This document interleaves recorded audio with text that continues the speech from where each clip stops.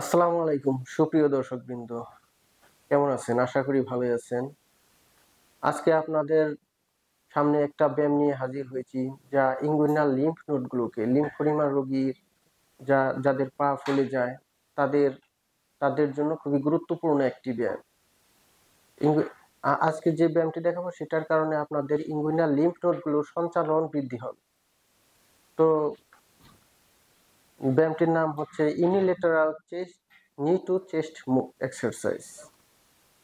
তো চলুন দর্শকবৃন্দ, আমরা দেরি না করে কিভাবে ব্যায়ামটি করে দেখে আসি।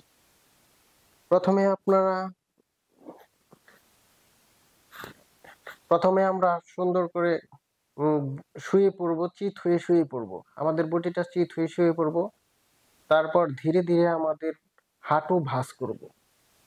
হাঁটু ভাঁজ করার পরে আমরা দুই হাত দিয়ে হাঁটুটাকে ধরবো এবং বুকের দিকে, পেটের দিকে আমরা চাপ চাপ দেব, আলতো করে চাপ দেবো, ধীরে ধীরে চাপ দেব।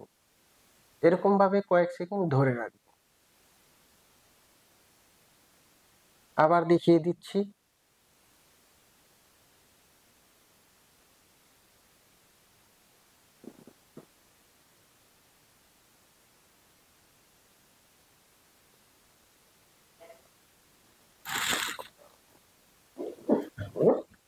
তো দর্শকবৃন্দ, মনে রাখবেন, আপনার যদি দুই পা আক্রান্ত হয় তাহলে এক পা করে করবেন, আর যদি এক পা আক্রান্ত হয় তবে ভালো পা আগে করবেন।